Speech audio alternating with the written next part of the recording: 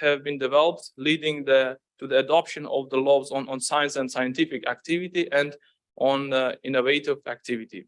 Furthermore, decrees of the President and the government of the Republic of Uzbekistan have been adopted to ensure the rights of the intellectual property owners, to provide appropriate recognition for their authors. Conditions are being created for the implementation of the intellectual activity and R&D results. The state continues to create favorable conditions for creating the activity and the protection of the intellectual property rights. In particular, the draft of the new version of the Constitution of the Republic of Uzbekistan includes the provision of the protecting of intellectual property rights. There is growing interest among the population in obtaining legal protection for the intellectual property. I'm confident that this workshop will provide valuable insights and practical tips on the various aspects of the IP rights, including trademarks, patents, copyrights, geographical indications, technology transfer, and more. The last but not least, I would like to add that to thank our colleagues from the CLDP for their active support of our ecosystem and sharing their knowledge. Especially, I would like to thank the Professor Cahoon for his very valuable insights in the management of the intellectual property rights. As well as I would like to thank all of the participants of today's workshop for their interest and for their support in the establishing of the innovative ecosystem, because without the proper knowledge, we definitely know that we cannot reach the goals which we are putting in front of us. And one more thing I would like to say that for our participants, to use this opportunity to establish the networks with our experts and to know more about the trends and to more about the even cases which is happening in the world and especially in the United States. I would like to thank all of the organizers for the organization of such a great event and wish good luck for all of us, our participants. Thank you very much.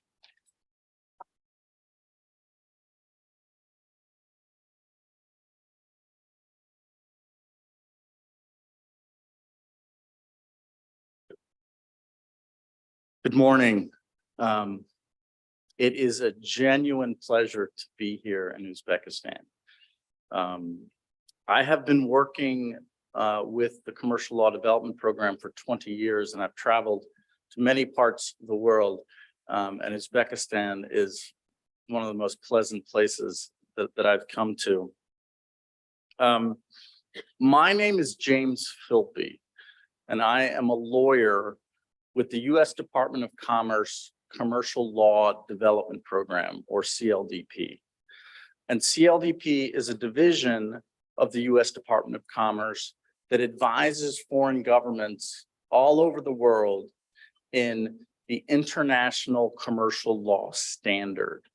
And I want to emphasize that we are focused on the international standard of commercial law, not necessarily the U.S. standards and the U.S. way of commercial law. And that's important because as much as we travel the world and advise foreign governments, we also learn from you what the standard is, what is happening in your country that can advise us as to where the international standard is.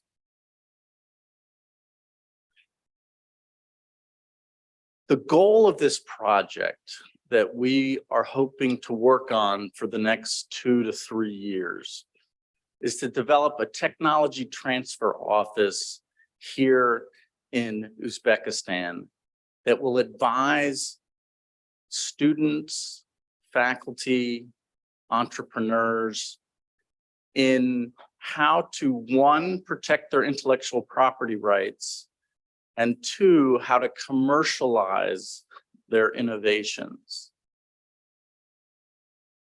So far, we have visited Uzbekistan a couple of times this year.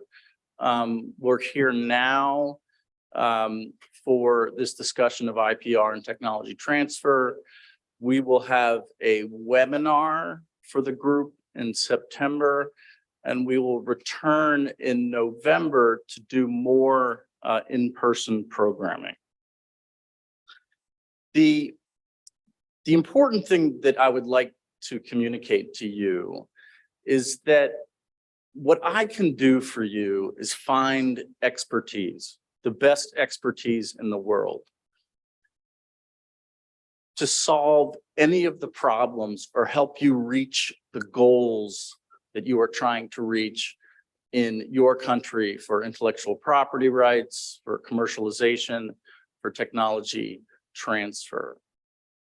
And what I can do is identify those experts and bring them to you either virtually or in person, and then have you build relationships with them so that over time you will be connected to the technology transfer community.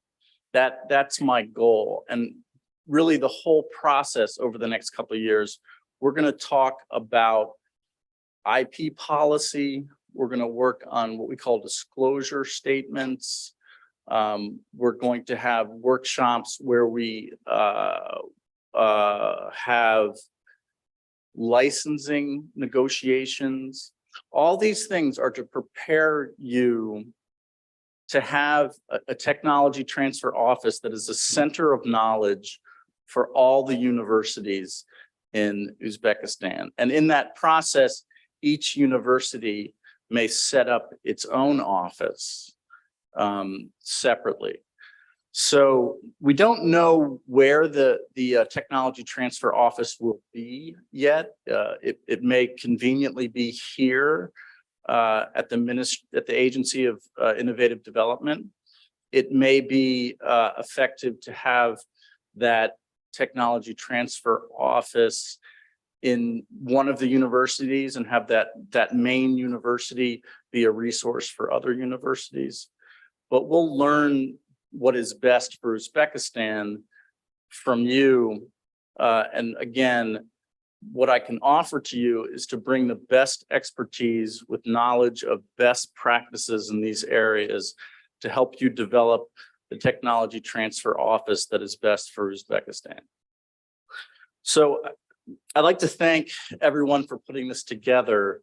It's a lot of work that goes into putting on an international program like this, bringing experts from different parts of the world and coordinating with governments so that we have such a program. I want to thank Director Tuchiev for his leadership in working on this program, and we're very delighted to be working with him and the Agency of Innovative Development on this project. I want to thank my speakers, Dick Cahoon from Cornell University and Ashley Stevens from Boston University. I also want to thank my colleague Kate Casey and my colleague Zamir Bostanovi, who do a lot of the behind the scenes work to make sure that we have everything that can work for today. So with that, we'll take a short break and then we'll introduce Professor Cahoon and we'll get started with the program. Thank you.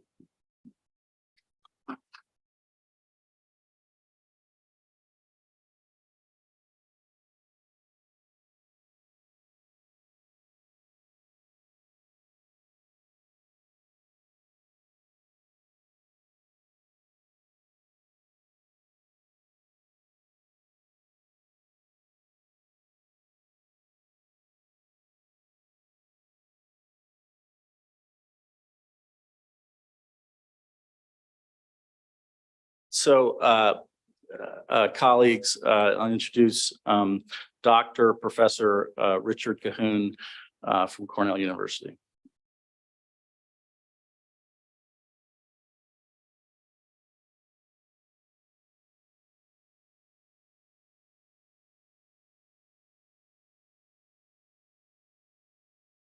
This one. Hi, good morning. It's really nice to be here. As James said, we were here in Tashkent in April and got to meet some of you for the first time and start our journey together. And it's really nice to be back here. In some ways, every time I come here, I feel like I'm coming back home. Why? Because I was born and raised in a place called Utah, Salt Lake City, Utah, which is in the west of the US. Big mountains, lots of snow and desert, and then everything in between. So I get here with a city, of course, Salt Lake City, feels very familiar. So for some reason, then I feel at home here. And now I'm just learning to appreciate your food and the conversations that we've started to have with Uzbek colleagues. So my colleague, Dr. Stevens, and I are particularly passionate about this concept, what we're here to tell you about today. The idea of using intellectual property tools to benefit our societies. And I'm here to tell you about an experiment we started in the United States in 1980, in which the laws were changed in such a way to give universities ownership of IP made by our researchers, faculty, staff, students. And the experiment was to see whether or not we could harness the creativity, the inventiveness of our public sector research institutions for the benefit of, number one, for society, number two, for institutions, and for the inventors, but mostly for the benefit of our country and our cities and our regions. And one of the reasons I'm so passionate about it, so passionate that I'm here thousands of miles away from my home, is I was raised by my father was a medical doctor, and I was taught from a very early age that my role in society was to have a positive impact on my fellow humans. And I started out in medicine and then decided, no, not for me. And then I thought about the law, and I explored that a little bit, and I thought, no, not for me. And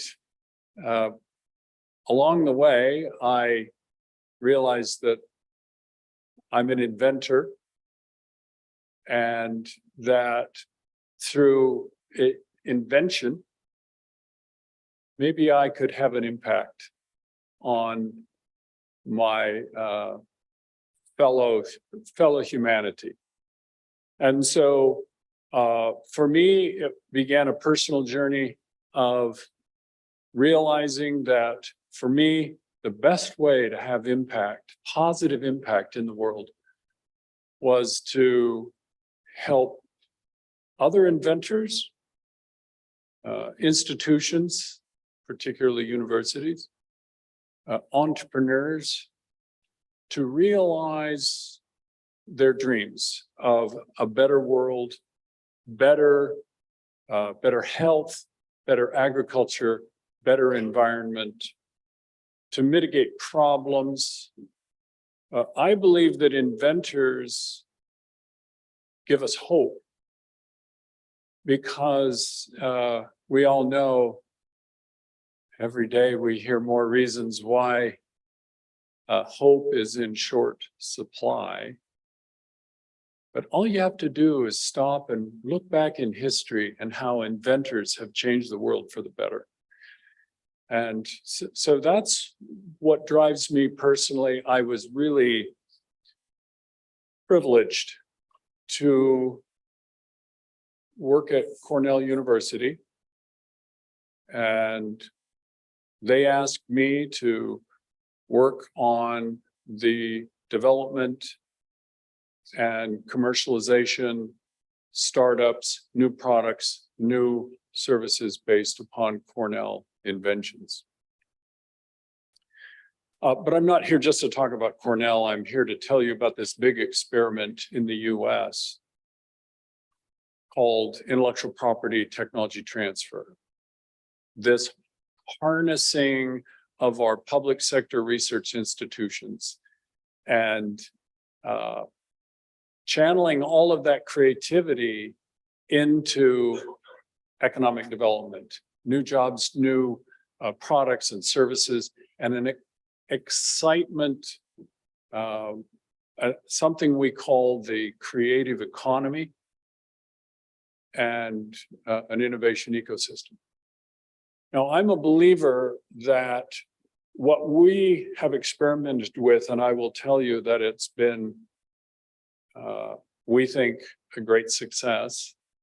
And we think the same elements for that success are also here in Uzbekistan. And that the challenge we have together is to help you understand our journey so that you can create your own. We made a lot of mistakes along the way. It wasn't an overnight success, trial, error. And we're here over the next 3 years to come and do it remotely, but also to come visit with you, be with you, to help together merge our best thinking about how to utilize our experience in this area of intellectual property and technology transfer, tailored for the Uzbek situation. So we need to learn from you what is going to work in Uzbekistan and your region. So we're going to be listening a lot to you. And our job is to give you the best of our experience and knowledge based on, between us, we have getting, I guess, about 80 years of experience. So we met yesterday with a smaller group that we are calling the Uzbeki IP Tech Transfer Working Group. And it's a group of individuals representing different institutions that we are going to work closely together to work out what we think are the best practices for Uzbekistan.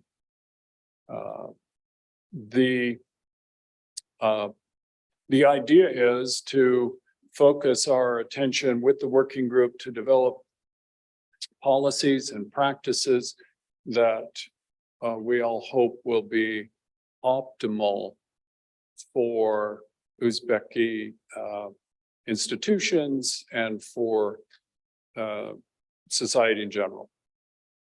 The bigger group, I am so happy to see this group of you here, because starting with the working group and then building out from there, learning about our experiences, tailoring them to your needs.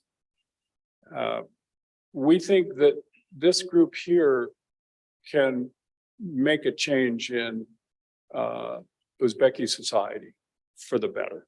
Economic development, technologies to improve the lives of average citizens, and also to find inventions that are global.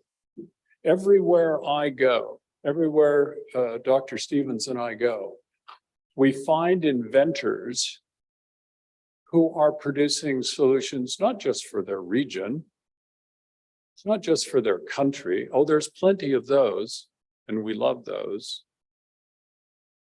But inventions that are useful for the world. And we want to help you learn the process of capitalizing on that. We would like to see Uzbek institutions with their inventors to capture the intellectual assets for the benefit of society, but also the benefits and financial benefits to inventors, to the institutions. I would love nothing more than to see inventions made by Uzbeks protected by intellectual property, by patents, for example, owned by your institutions for the benefit of the inventors, generating revenue in Europe, Japan, US, and money flows back to Uzbekistan. Now that's a dream, but that's a realistic dream. We work together, we'll find that. So I have a lot of hopes and I think optimism for the journey that we're embarking on together, and encourage all of you to enjoy the process of collaboration with us where you can. So my apologies to the working group that heard some of this yesterday. Good to see you all again. And if you need to go to sleep for a few minutes, okay. I won't be offended. For those of you who weren't there yesterday, these are new slides. And I wanted to dive a little bit into this concept and the process that we've developed over 40 years. We're confident in its operation, certainly for us. Challenge is for us to see how well it can fit and how you can utilize it here. So this idea of intellectual property and technology transfer, we'll say it over and over, this macro level. I want to talk a little bit about this system. It has different parts. We focus on public sector research institutions for various reasons. In the US, that was initially the target. Universities primarily, my university, Cornell, Boston University, Harvard, MIT. We harnessed through policies that the universities implemented, and then we watched the experiment evolve, and you'll see some amazing results. Some things that maybe were expected and plenty of things that were not. Most of it very positive. Here and there, some failures and lessons learned, which we don't shy away from talking about, because we don't want you to make the same mistakes if you don't have to. So we'll talk about this tech transfer ecosystem. You'll hear us mention the ecosystem. Our experience in the US is, if we develop the policies for IP and tech transfer to nurture and support inventors, to treat inventors with dignity and care and support them because they're so special, we will create intellectual property and commercialization activities in which companies and startups will rise from nothing. Well, not really nothing. It comes from smart people working on problems. For us, mostly government research funding from the national government. Maybe you the same. And from that, these seeds that sprout up and ultimately create some really pretty transformative activities. The thing that I think is most exciting is that it creates energy for young people. We all get involved in it at all ages, but it's those that are in their 20s and 30s in particular that begin to get energized and start to create. We have a lot of that now going on in the US. So the future looks really quite bright. So we'll talk about this future, I think, for Uzbekistan, this future of innovation and what we call the creative economy. Okay, creative economy because it's created by this. So let's talk a little more about this. So we focus on the public sector because the public sector research institutions, first of all, it's what we know it well. I was the director of technology transfer at Cornell University for 20 years. So I know that system well. I know the academic world. I know the research world. And we can more easily implement policies in the public sector research institutions that we know work. And most importantly for us, public sector research institutions have a primary mission of doing the public good. And companies, we love companies. We need companies. We absolutely need companies to be our partners. But they don't have the same mission. Their job is to be profitable and create jobs and deliver products to society. We have a different mission. We educate, we do research, and we have a mission for the public good first, always. So we love working with them and we focus on them, first of all, because they are, I think, of a beehive of activity, of intellectual activity. I love university. How many of you are at a university?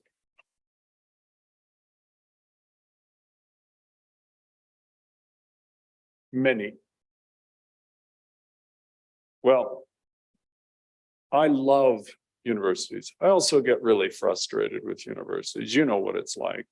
It's hard sometimes to work with the bureaucracy and all the rules and everything.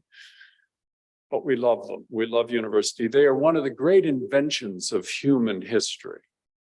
Anybody know how long universities have been around? Any guess? Where the first official university was established? Anyone guess? 300 years? There's one guess. Anyone else? What am I bid? I heard 300, I heard 1,000. It's 1,100 years.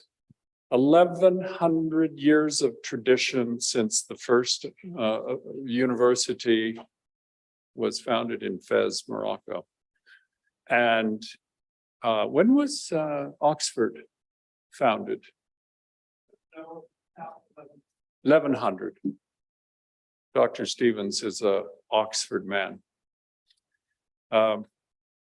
They're hives of creative intellectual activity, a lot of smart people working on problems. And one of the things I love about universities is we focus on problems that may or may not be solutions to economic problems. They may or may not be problems that will produce a product. And that's great. We don't expect researchers to produce only profitable solutions. That's not what we do.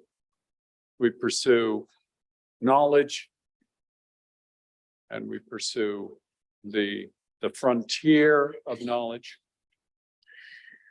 There are many smart and focused problem solvers. Now, every country we've worked in, and I've worked in now since leaving Cornell, I'm still on the faculty and teach there, but I left the tech transfer office in 2009 and have been working with various developing countries since that time, mostly in Asia.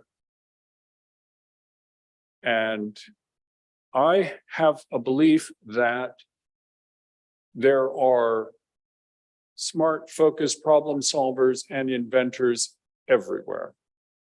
And so far, I have not been disappointed. Just being in Tashkent twice, I've had discussions with 4, 5, 6 inventors. They're waiting for assistance, help, nurturing, support.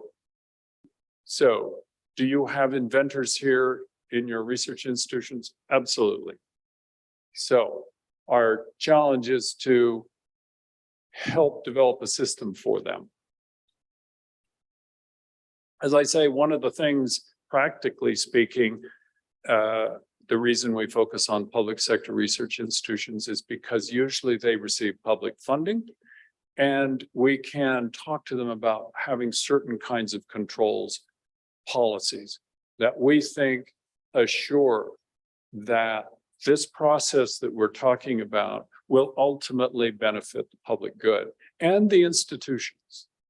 I'm here to tell you that although there were skeptics when we started this at Cornell in the early 1980s, there were faculty that said, this is bad. You're going to change the nature of the university. You're going to make it too commercial. We're getting involved in commercialization. This is a terrible thing to do. You'll destroy the academy.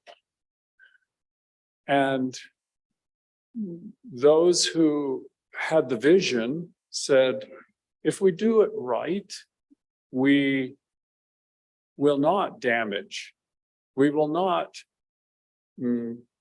diminish the real mission and the character and the nature of the academy, of the public sector research mission and education. And I'm here to tell you that the success of this experiment is very clear. We have managed to have a successful intellectual property technology transfer system that has only added to the value of our research institutions. It has created additional, it's enhanced the reputation.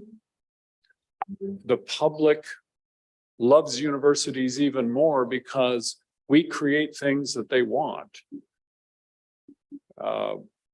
Sometimes they're small innovations and inventions, and sometimes they're very big, sometimes breakthroughs. And I want to point out too that the activities that we've been involved in with commercialization of our IP created by our researchers is in all areas of technology. Agriculture, we're an agriculture university. We have a medical school, as does Boston, and we are involved in all kinds of different technology commercializations.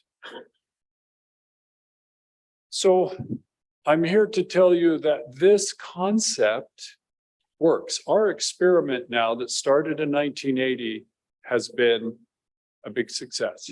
Again, have we made mistakes? Yes. Have there been disappointments? Of course. But we kept the faith to do it right and never to be deterred from what we knew was right.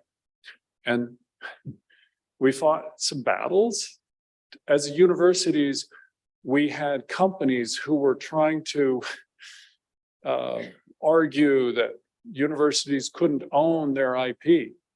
And we said, yes, we can, and yes, we should, and you should treat us as equals.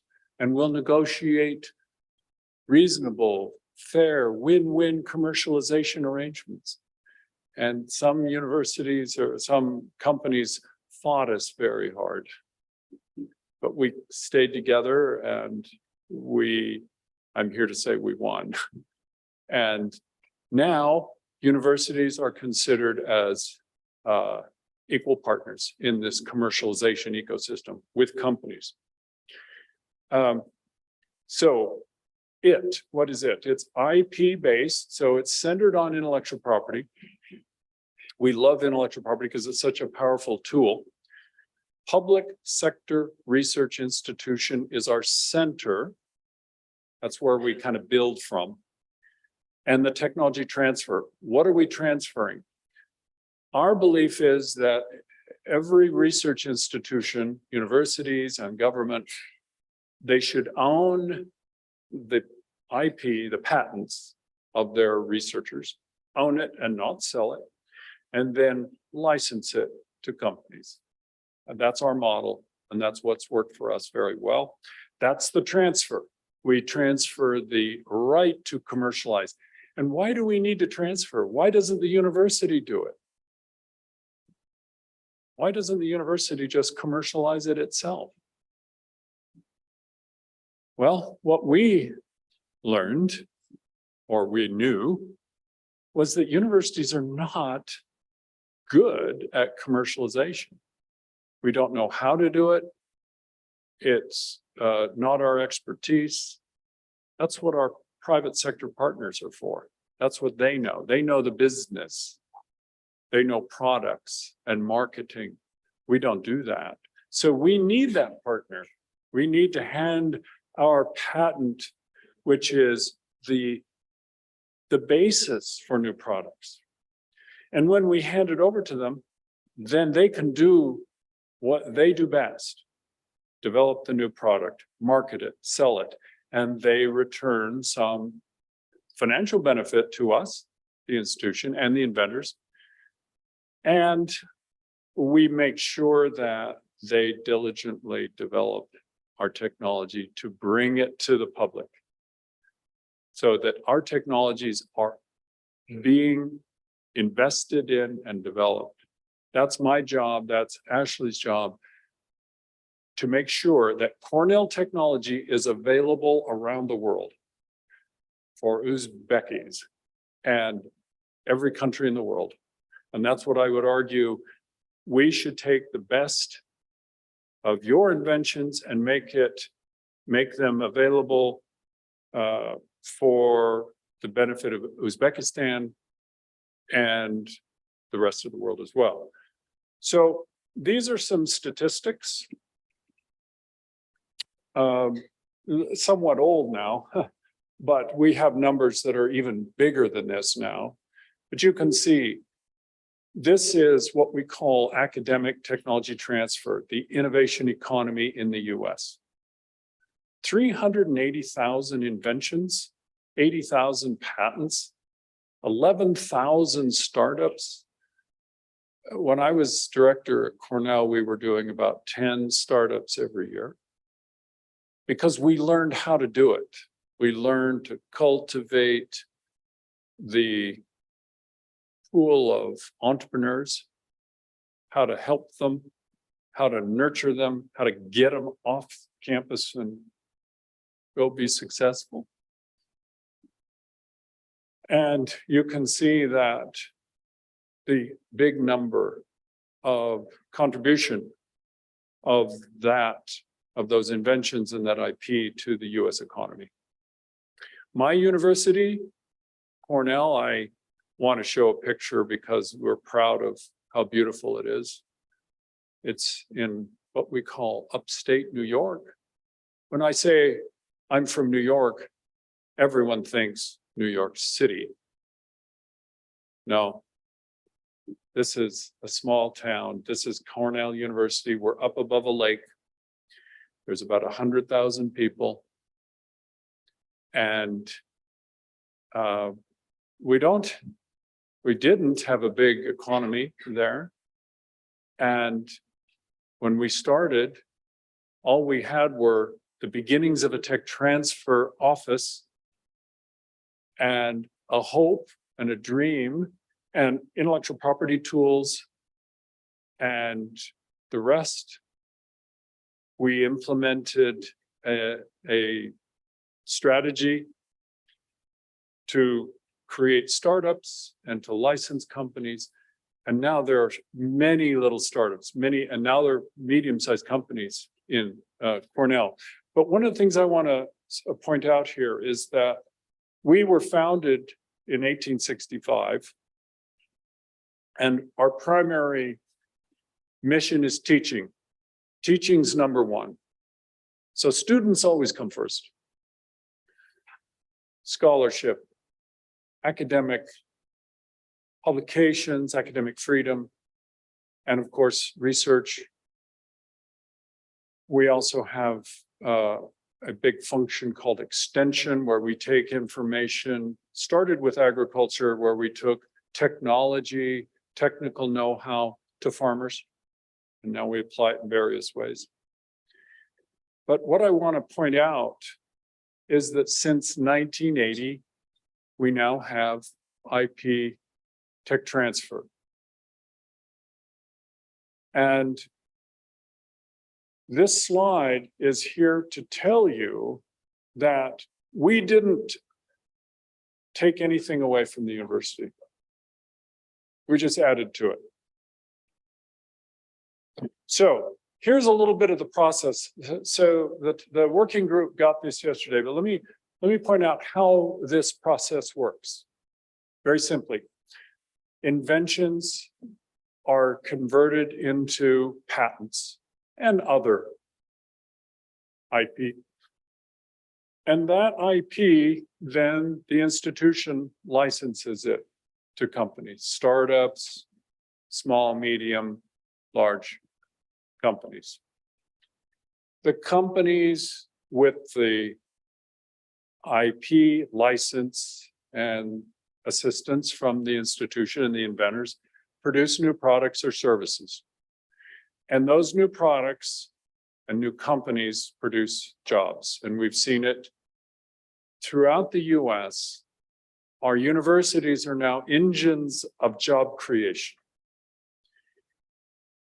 And as I called it, the innovation ecosystem or a creative economy. These last 2 points, these last 2 effects were surprises. We did not expect to see innovation ecosystems or a creative economy. That's been the most exciting part of all this experiment. So here's just a graphic of this traditional model. You know, this is the institution. This is the university, a university, and you can see research money goes in and it produces graduates, publications, and something we call extension and outreach, delivery of knowledge to our farmers and other constituents.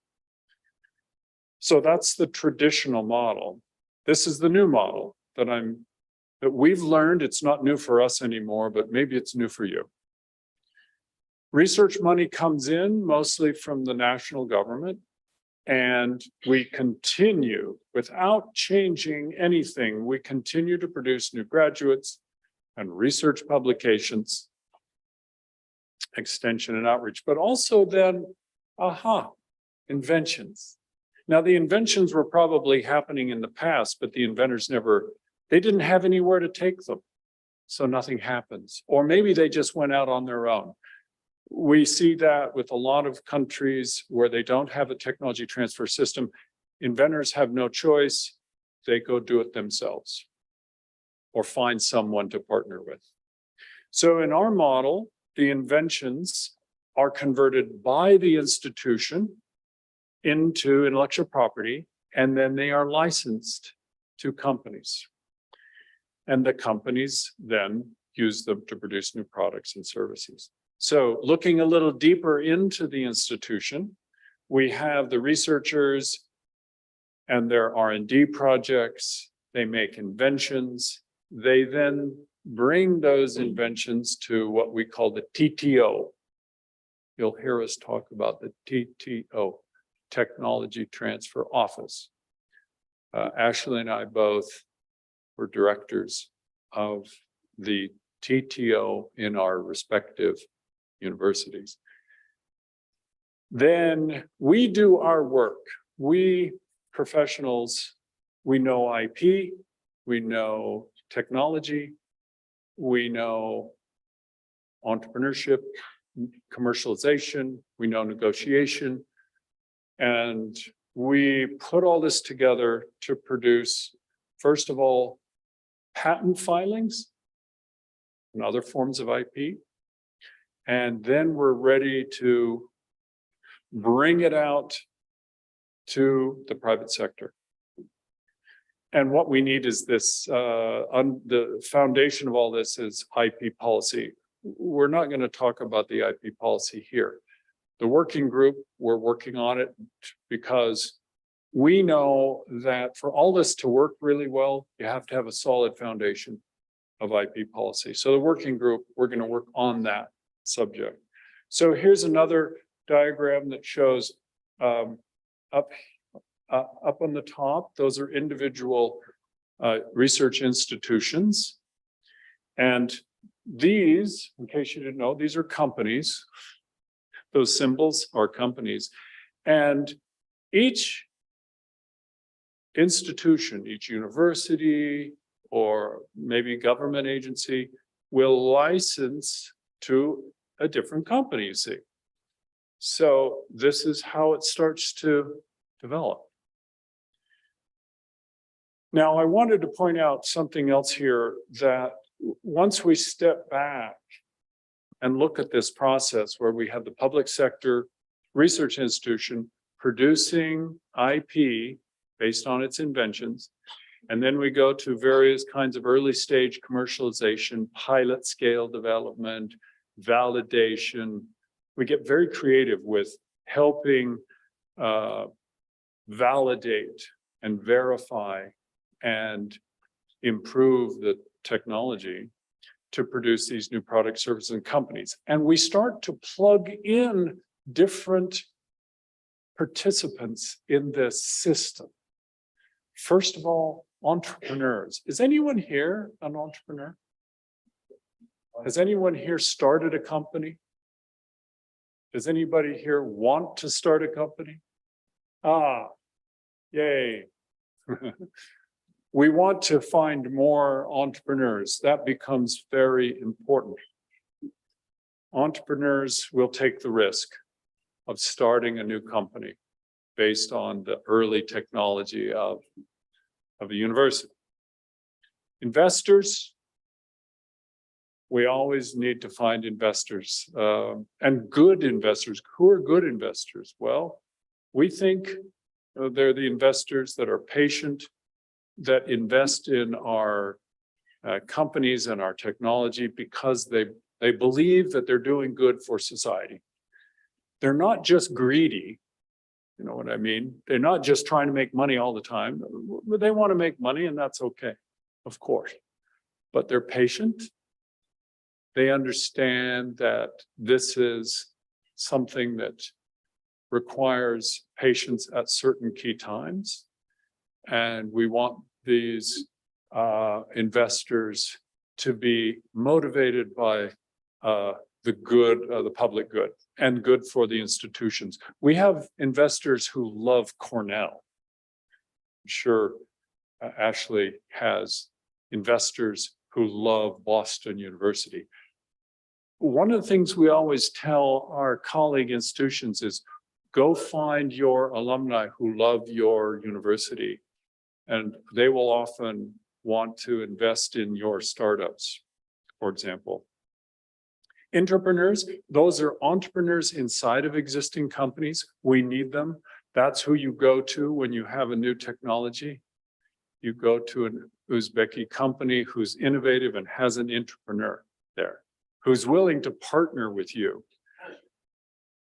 The most exciting activities I've ever been involved in is taking a new technology, we got a good patent, and then watching what happens when you get the company and our inventor, and we start working together, because then it's synergy.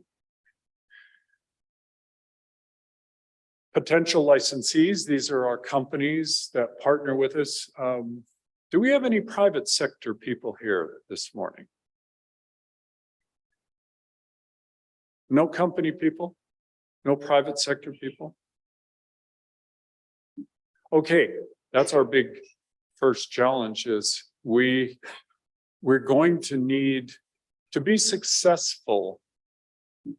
We need to cultivate relationships with the private sector. We need to start to invite them to our gatherings because you need them.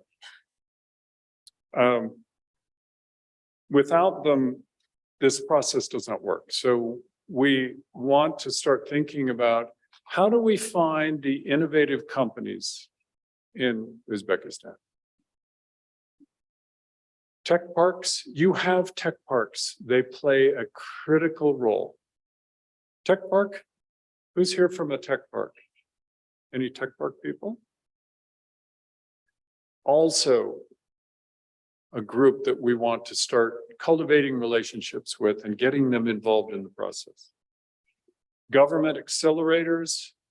Well, this building, this is a government accelerator in my definition. It's a government agency whose mission is to accelerate this process of innovation and technology commercialization. So are they involved? Well, they give us a space, and everything I've heard from this agency is they want to be playing a key role in helping all of us do this. Professional service providers, we need patent lawyers or patent agents. We need accountants. We need people like that who will help in the process. Bankers. You know, we need a lot of people to be, and you will find people who love this process. It's exciting. I mean, how many of you are interested in innovation and new technology? Come on, get your hands up. We all are, aren't we? Yeah, let's put both hands up. It's exciting, it's fun, it has a positive impact on individuals. We like doing this, and we want to find other people who are interested and get the same motivation and enjoy the same process. A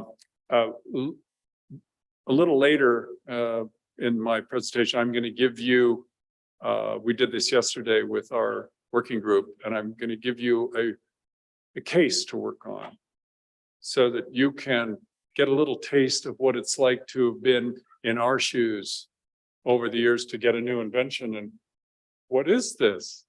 Wow. What can we do with this? Where can it go? Maybe it's something that will help the world. Maybe it's something that will just be a nice little project, company for our region. Maybe it's something to make wine taste better. Maybe it's something to cure cancer.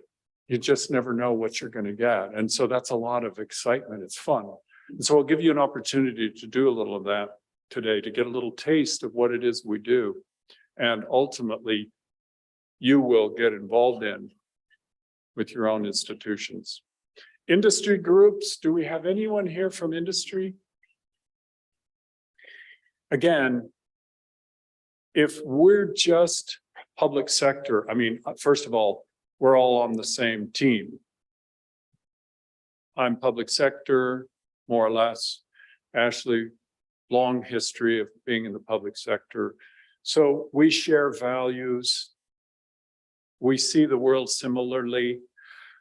But boy, we need private sector. So let's start thinking about including them, inviting them. Find the ones that are receptive to this process. Not all will be. We found that there are companies that will never be a good partner for a public sector research institution for a variety of reasons.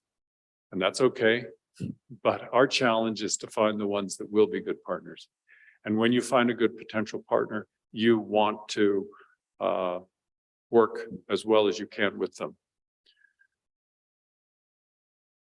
So we plug all these into the process and it becomes this system. And you can see we've developed new products. When the new products start to come out, everybody gets excited. Now, that's not exactly why we do this, but that's where we get a lot of the press.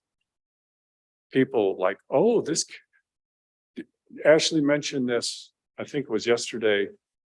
Do you think Stanford gets some notoriety because that's where Google was invented? Right? So to this day, now people go, oh, Stanford, thank goodness Stanford created Google for us all. And we have products. BU has products. You will have products, and it makes people excited. And I understand it's a beautiful thing, but it's really just the tip of the iceberg, as far as I'm concerned, because there's all this activity and all this interaction. There's the ecosystem that, yeah, is bearing some fruit, a different kind of fruit, jobs and companies. So here is this system again, what this process to produce this innovation ecosystem. So our hope is that our work together will ultimately produce the beginnings of this innovation ecosystem. Do you have one now, do you think? Is there an innovation ecosystem, even if just small, in Uzbekistan? You think maybe just starting? So maybe we've got some starting points. That's great. That's what I would expect. So we want to have a dream. We want to have a goal. And together we'll realize what that will be for Uzbekistan. Intellectual property is key to it. Intellectual property ultimately produces, this is someone's idea of what the innovation ecosystem looks like if you connect all the entities and activities. I'm going to see how much time, James? So you're doing great on time. So 40. Okay. All right. I'll take another 15 minutes. Is this interesting? Okay. Because if it wasn't interesting, then I'll say, let's just go have coffee. Okay. I showed this diagram to the working group yesterday. This is, years ago, I was asked to, in one slide, show the technology transfer system in an institution, in a university, in Boston University or Cornell University. What are the elements? And so I made this slide, and I'm not going to go through all these. I think I'll rush through if I have slides for that. I'm not going to go into detail here. The key is that to have a successful system, you need to address all of these different components. We're starting with the IP policy. It's maybe one of the least exciting. And for that, I apologize, working group. Let's work on the most boring of subjects for starters. But we also will want to start working on technologies, because that's when it's exciting. That's when we're here. Technology evaluation.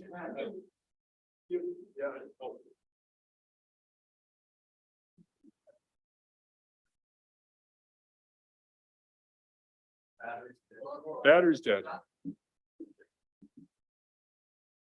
So the heart of what we all are going to be doing is working with individual inventions, or we call it technology, and inventors. That's the core of what we're talking about. And each inventor is unique, each invention is unique. And we do what I call here technology evaluation, and I'm going to give you all a little chance to do that. Maybe we'll get a chance to just look at the case, look at the invention. I brought you a special invention just for you this morning. So I'm going to quickly go through those. Okay. Now, okay, working group, you know the answer. So let them try to answer this. Can anybody tell me what vital part of this system isn't listed here? Now, don't feel bad that you can't see it. It's so obvious when I tell you. I heard innovation. Inventor, ooh, well, yeah, inventor isn't there exactly. That's good.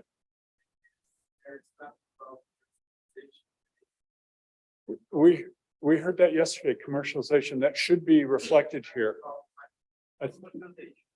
I think we could improve it. You guys are better at this than I thought you would be. So let's keep that up. Here's the one that the obvious thing. Inventions. Nowhere does it say anything really about inventions. We have to have a source. So as Ashley and I think about your institutions, in the back of our mind is the question, is there research activity? Raise your hand if you think there's research activity in Uzbeki institutions. Okay, yes. Do you think are there inventors? Yeah. So that means we're going to see inventions. And the question is, how many? And we don't know right now. And what we learned at Cornell, maybe BU, same experience. When I started, we had we call them invention disclosures. That's when the inventor brings the invention to the tech transfer office. When I started, we were receiving from about 2,500 full-time researchers at Cornell. We were receiving about 100 inventions per year. So you can do the math. When I left 20 years later, we were receiving 350 or more inventions every year. So you see what happened. The number of inventions, the number of people stayed the same, the number of inventions went like this. So that's a lesson. If you do this process and you do it well and you cultivate relationships with potential inventors, treat them right, you will see this increase. But the other thing that's interesting about our experience is that our selectivity always stayed about the same. 50%, we mentioned this yesterday to the working group, and that's true of most US universities. 50% of our inventions we don't take on because they don't have viability. We believe in risk taking. We think universities should take risks with new technology, no question.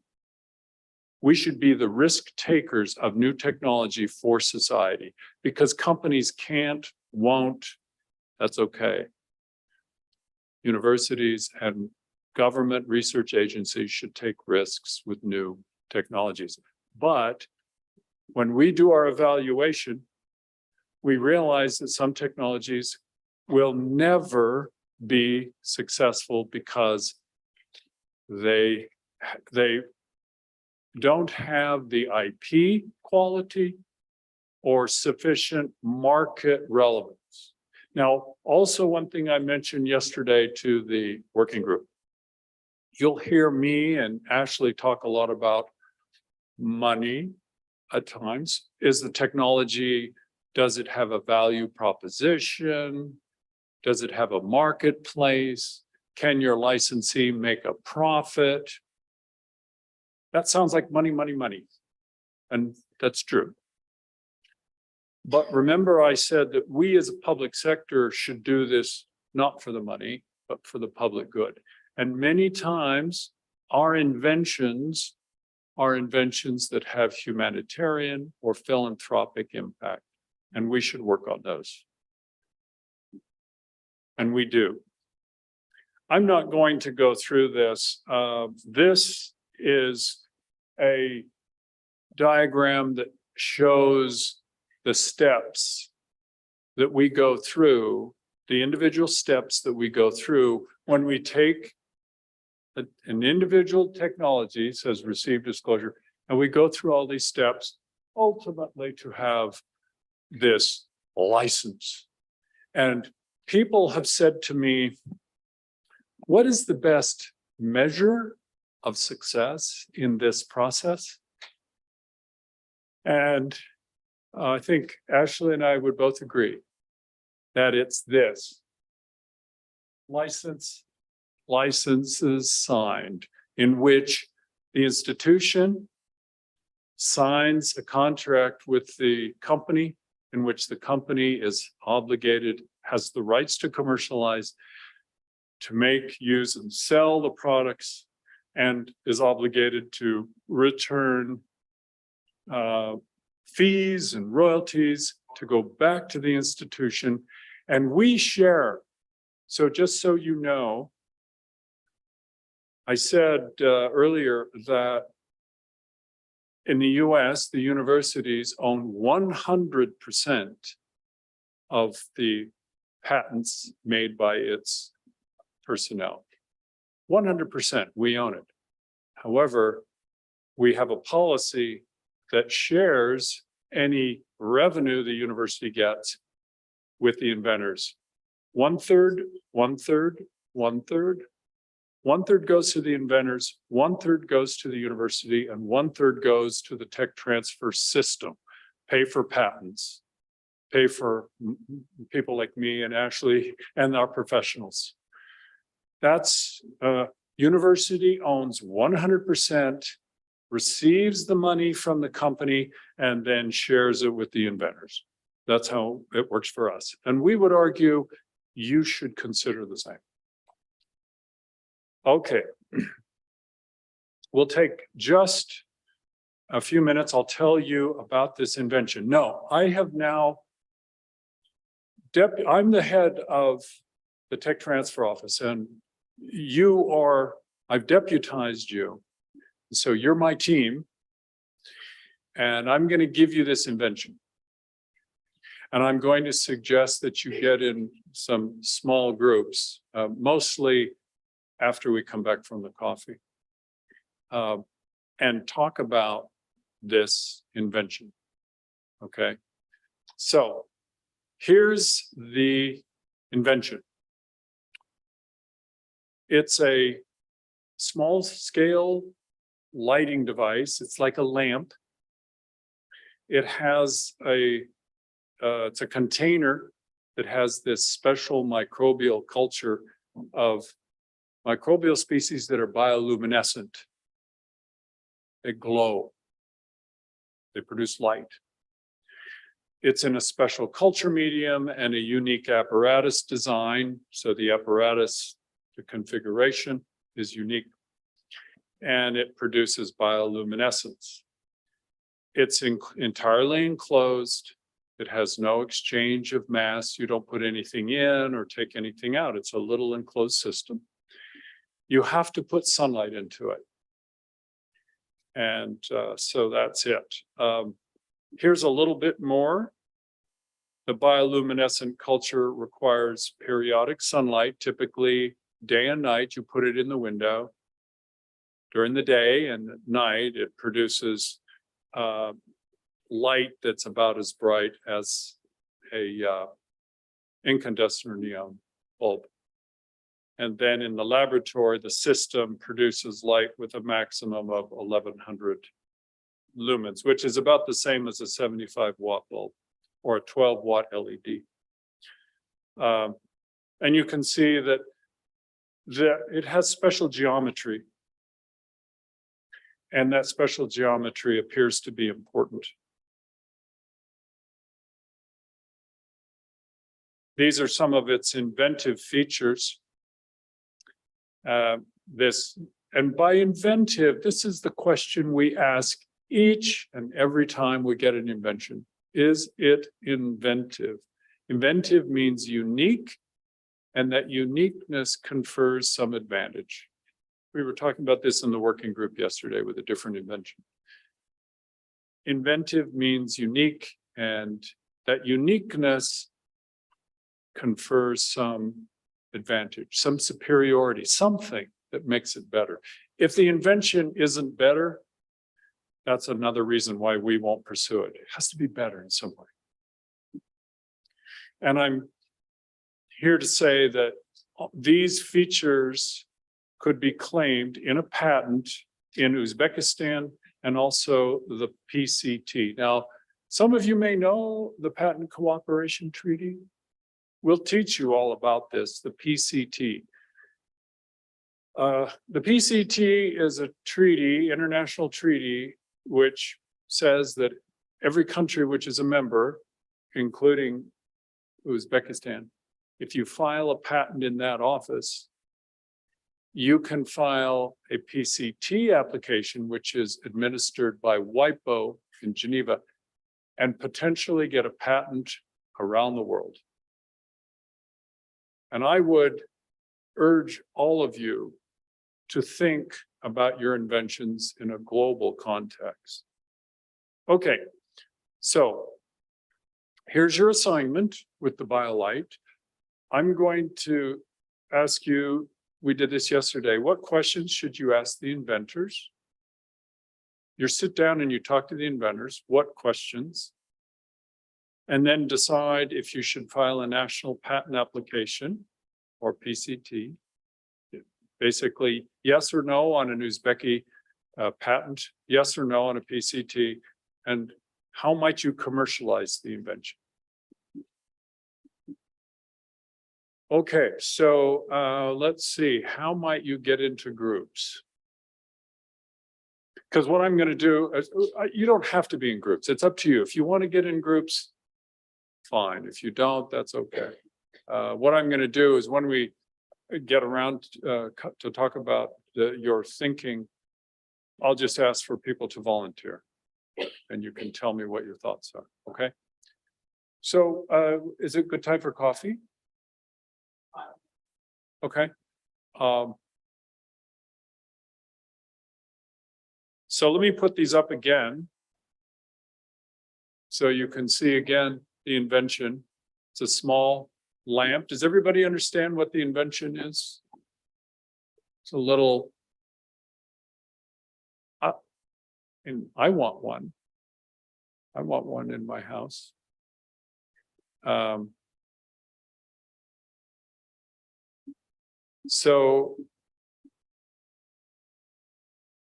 Oh, oops, going the wrong direction. Yeah, and so it's about the same luminosity, brightness as a 75-watt incandescent or 12-watt LED. And so I'll let you think about it. I'll stop talking. I've been talking all morning. Any questions about anything that I've talked about today, this morning? Okay.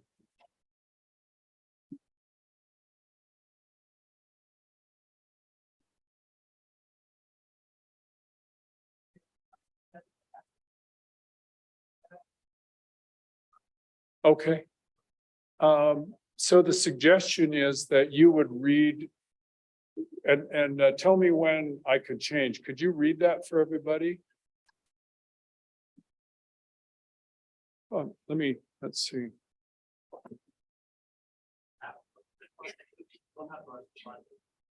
No, I don't.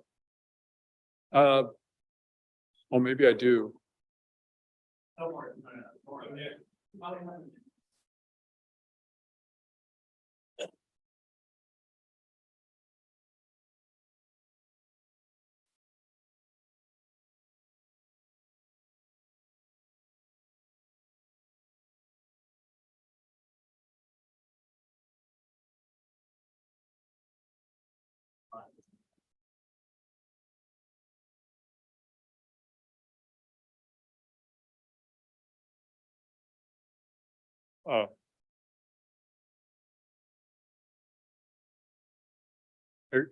Here's the next slide.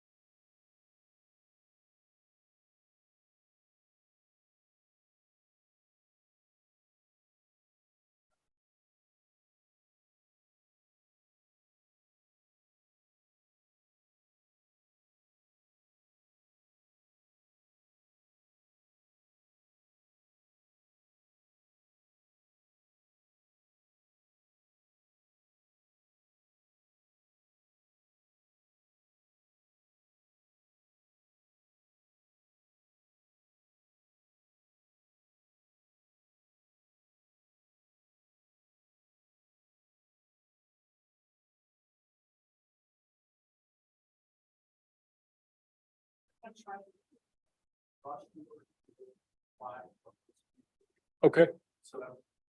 Oh, good.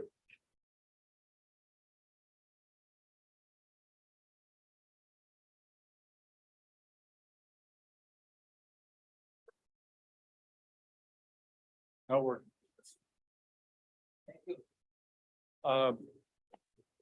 So again, enjoy this process. This is a process that we go through each time we get a new invention. What is it? What's the inventive? Is that inventiveness unique? Is it important?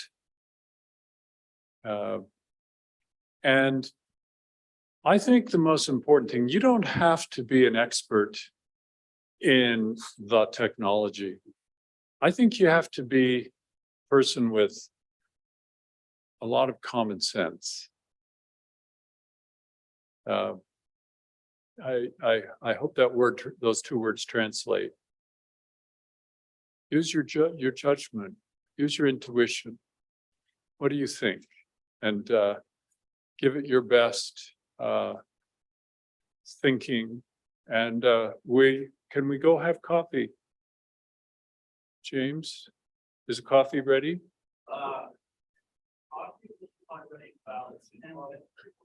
Okay.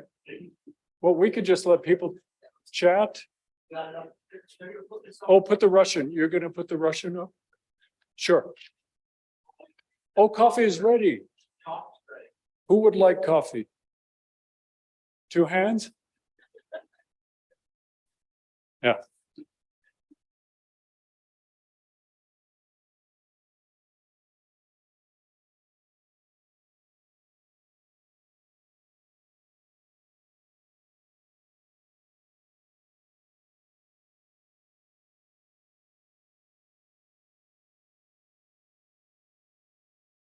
come back 15 minutes, 15